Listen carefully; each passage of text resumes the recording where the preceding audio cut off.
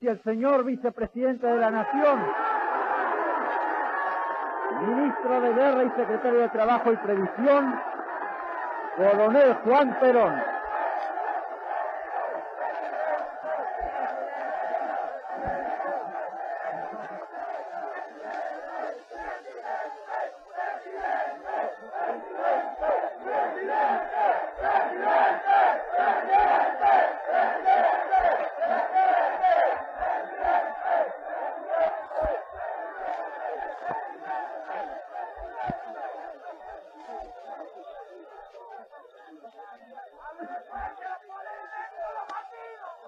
Señor ministro, señores funcionarios, señoras y señores,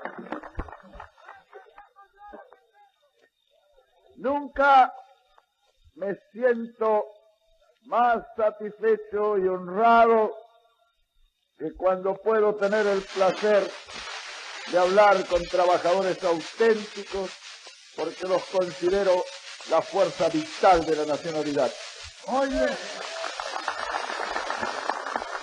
la promulgación del decreto ley que incorpora a la jubilación al gremio de los cerveceros es sin duda, en mi sentir, una de las medidas de gobierno más trascendentales, porque van a afirmar profundamente en el campo social argentino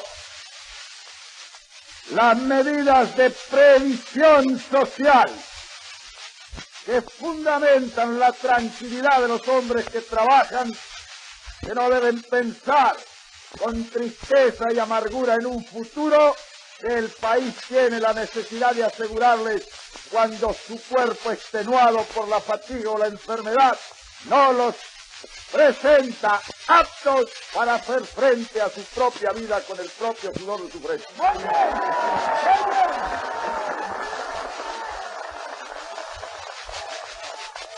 La justicia social ha de basarse más que en la ley fría, en la ley del corazón y en la solidaridad humana a que todos estamos obligados en este valle de lágrimas, cualquiera sean las ambiciones o pretensiones que hayamos alcanzado mediante méritos buenos o malos, ya que en el discernimiento de las condiciones humanas rara vez se encuentra la verdadera justicia en la tierra. Por eso, señores, la Secretaría de Trabajo y Previsión, al estructurar su plan de previsión social, ha fijado el objetivo más grande que pueda alcanzarse en lo que a previsión se refiere. Aspiramos a que no haya un solo argentino que haya trabajado en su vida que no tenga asegurada por el Estado la vejez o la invalidez tranquila y honrada.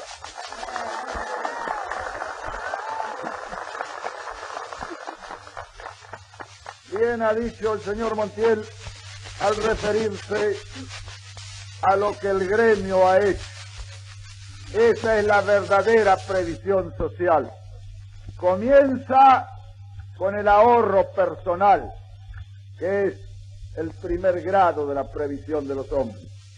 Después, cuando él debe hacer frente a una circunstancia de la vida a la cual no es capaz de dominar por sí, la solidaridad gremial obliga a que el gremio se ocupe por medio de la mutualidad o de la obra social gremial. Pero por sobre de todas ellas está la previsión del Estado, que tiene la obligación imprescindible e irrenunciable de asegurar la tranquilidad social por medio de una justicia solidaria entre los hombres que trabajan.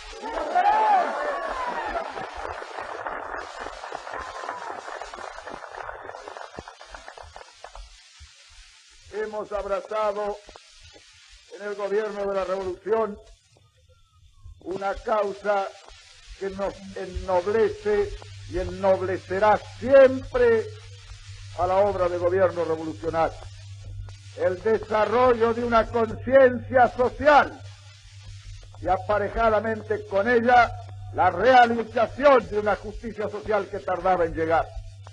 Estamos absolutamente persuadidos que cualquiera haya de ser el juicio que la historia asigne a nuestro gobierno, habrá una cosa que no podrá destruir ni la mentira, ni la calumnia, ni ningún desazón de los hombres que mal piensan y mal sienten: es la obra social realizada.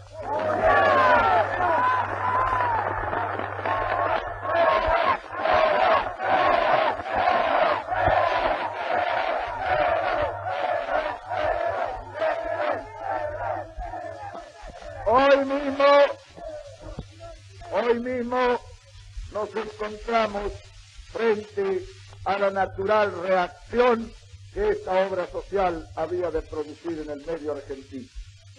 Es una de las fuerzas más viles la que une a algunos hombres contra esta justicia en el país.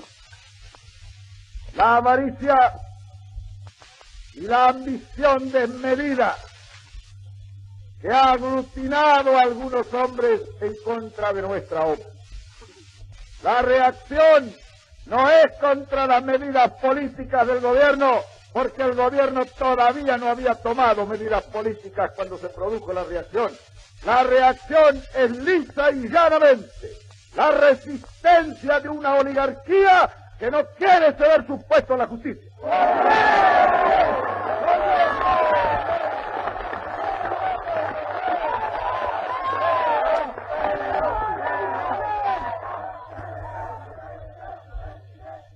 Hoy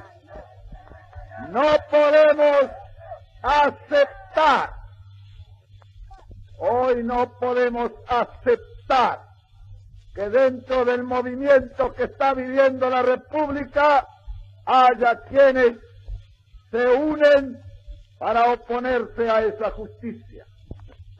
Son muchos los millones de argentinos que tienen el corazón bien puestos y la cabeza les permite un discernimiento justo de la hora que vivimos. No habrá posibilidad en el futuro de aglutinar fuerzas contra este movimiento que es la nación misma. No habrá política posible para destruir esto que estamos dispuestos a imponer.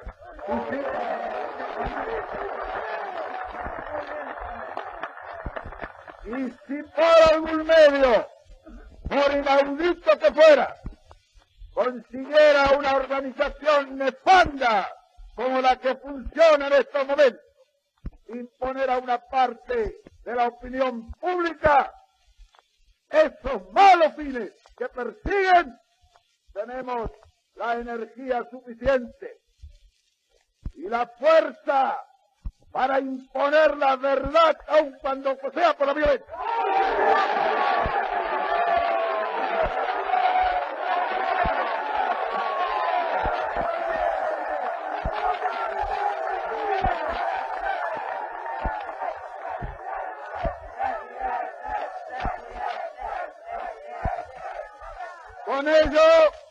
Con ello, no haríamos sino poner en beneficio de la justicia lo que en otros tiempos se ha puesto a favor de la injusticia.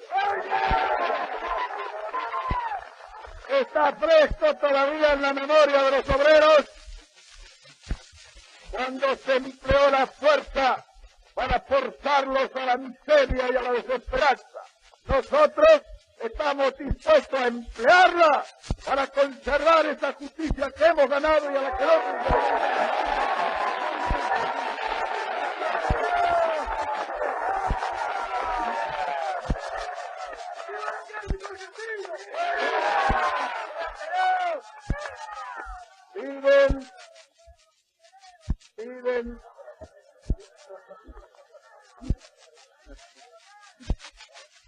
piden libertad,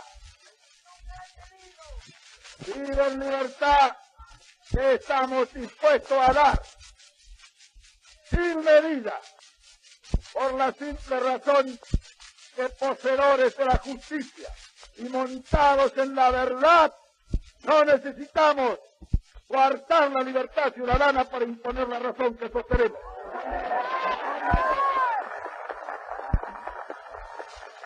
Si ellos quieren una verdadera democracia y no quieren volver al fraude y a la mentira, tendrán la democracia integral pero limpia, en la cual no tenemos a nadie, porque sabemos que el pueblo tiene una nariz especial para olfatear la verdad y la justicia.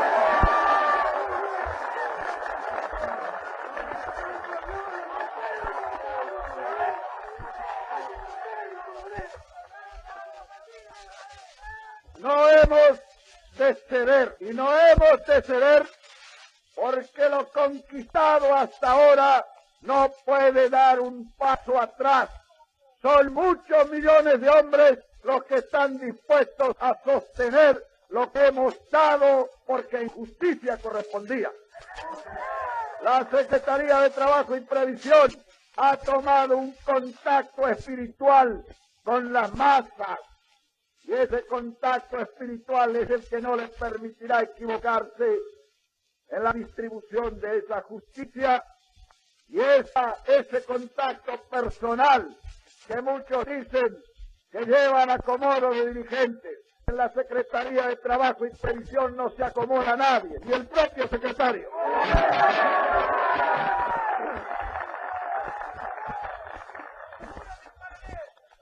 Quiero terminar con unas palabras de elogio a este esforzado gremio que durante tantos años ha luchado por mejorar la condición de sus hombres. Ello demuestra que los dirigentes de este gremio son hombres leales al gremio y honrados, que han gastado su tiempo no en fútiles cuestiones de agitación, sino en medidas concurrentes a asegurar el bienestar de su gremio, que es, por sobre todo lo demás, la función fundamental de los dirigentes obreros.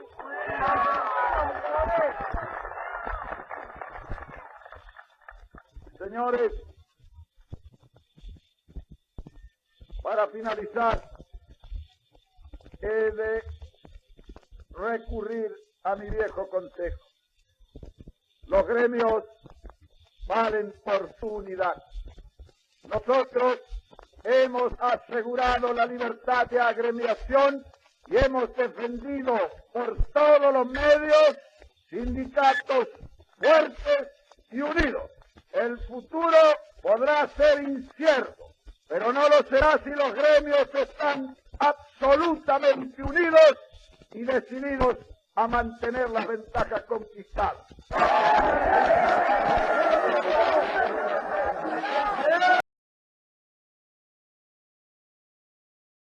El movimiento peronista eso tiene su remedio, porque el movimiento peronista ha sido creado y conducido en forma que desarrolle sus propias autodefensas. En esto hay una tremenda similitud entre el organismo fisiológico y el organismo institucional. En el organismo fisiológico ocurre un fenómeno del cual debemos aprender. Si el hombre no tuviera sus autodefensas, hace miles de años que habría desaparecido de la Tierra. Solamente son las autodefensas las que conservan la especie. No son ni los médicos ni la penicilina, desgraciadamente. Ahora, ¿cómo se generan esas autodefensas? El promotor de ello es el microbio, el germen patógeno que entra al organismo, que a su vez genera sus propios anticuerpos, de lo que salen las vacunas o las indemnidades que crean las propias enfermedades. Ese microbio genera sus anticuerpos y son esos anticuerpos las autodefensas del organismo. En lo institucional pasa lo mismo. Cuando el movimiento justicialista fue creado, yo me persuadí de esta necesidad y de esta verdad, y dejé actuar al movimiento con la mayor libertad posible. Cada uno hizo lo que quiso dentro de eso. Claro que eso dio lugar a que aparecieran algunos de los que se denominan traidores en la política, o tránsfugas, como le llaman otros.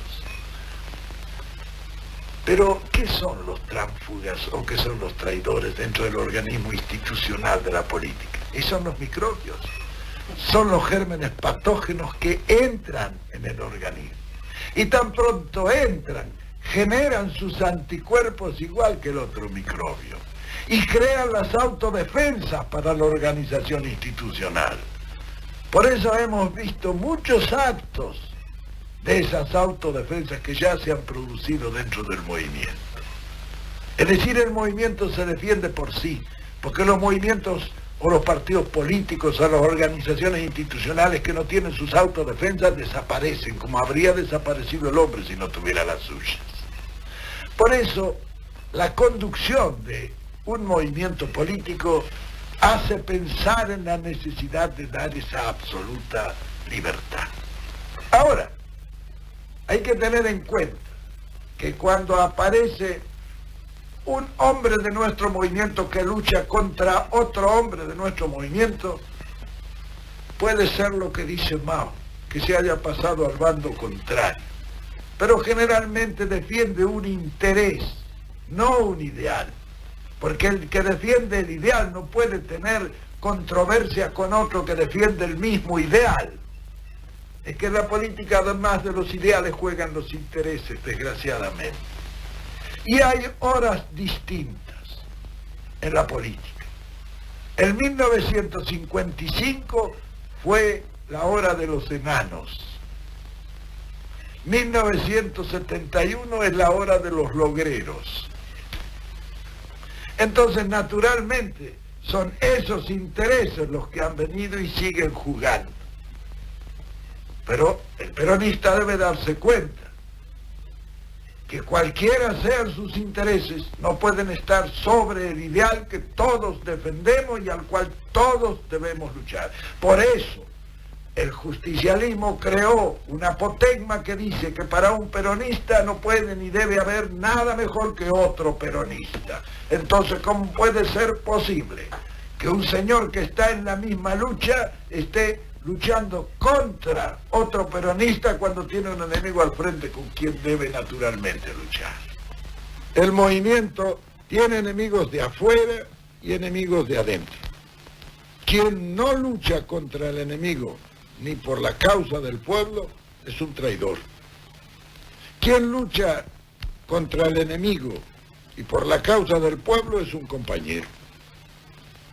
Y quien lucha contra un compañero es un enemigo o un traidor.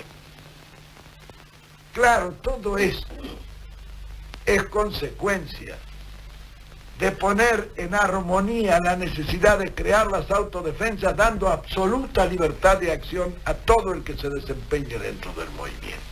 Eso tiene favorable la creación de las autodefensas. Naturalmente que en la vida no todos los factores son favorables. Hay un factor desfavorable y es el que muchas veces se empeñan en lucha fracciones de nuestro movimiento en contra del objetivo común que perseguimos. La conducción debe de ejercer sobre todas esas fuerzas sin violencia su acción persuasiva, que es lo que trato de hacer yo.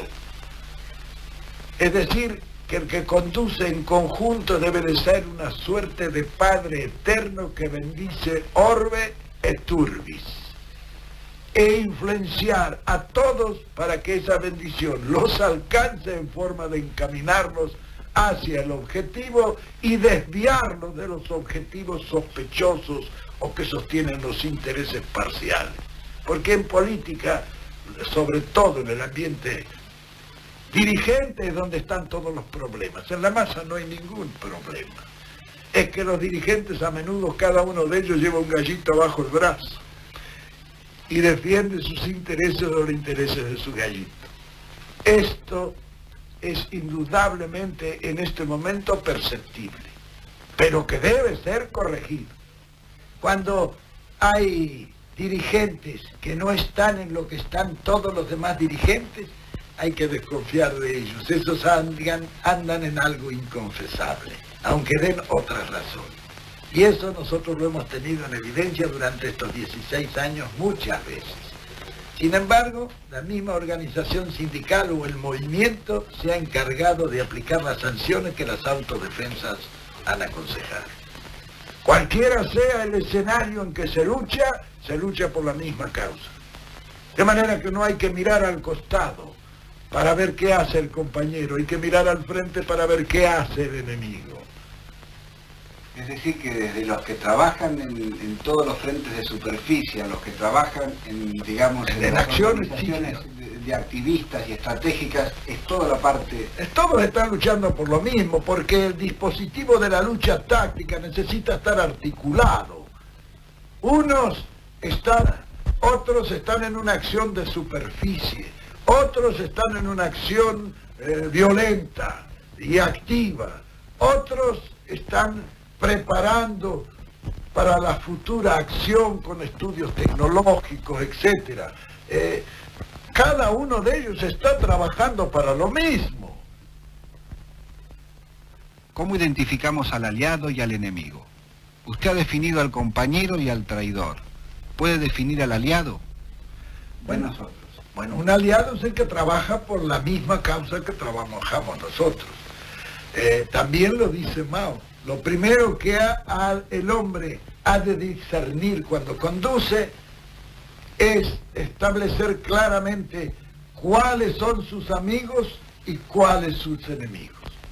Y dedicarse después, esto ya no lo dice Mao, lo digo yo, al amigo todo, al enemigo ni justicia. Porque en esto no se puede tener dualidades. Todo el que lucha por la misma causa que lucho yo es un compañero de lucha.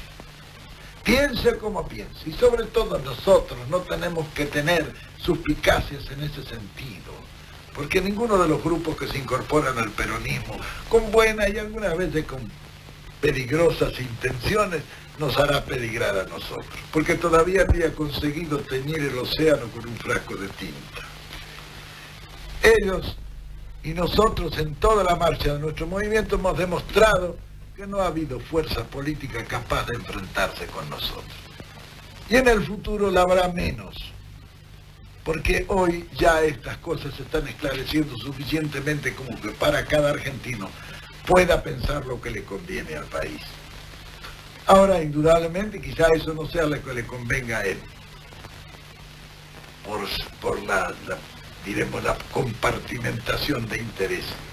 Pero lo que le interesa y conviene al país es indudable que son la realización de nuestras ideas y no las que acaban de fracasar a través de esta dura, amarga y triste experiencia de 16 años de desorganización, de desgobierno, de injusticia y de arbitrariedad. Los enemigos de la patria son los enemigos del pueblo. La Argentina actual es un satélite del imperialismo yanqui y su gobierno está al servicio de la oligarquía y de la burguesía. Su pueblo, lógicamente, está tan en contra del imperialismo como de la oligarquía y la burguesía, pero especialmente opuesto al gobierno que los sirve y a las fuerzas de ocupación que lo hacen posible. Al amigo todo, al enemigo ni justicia.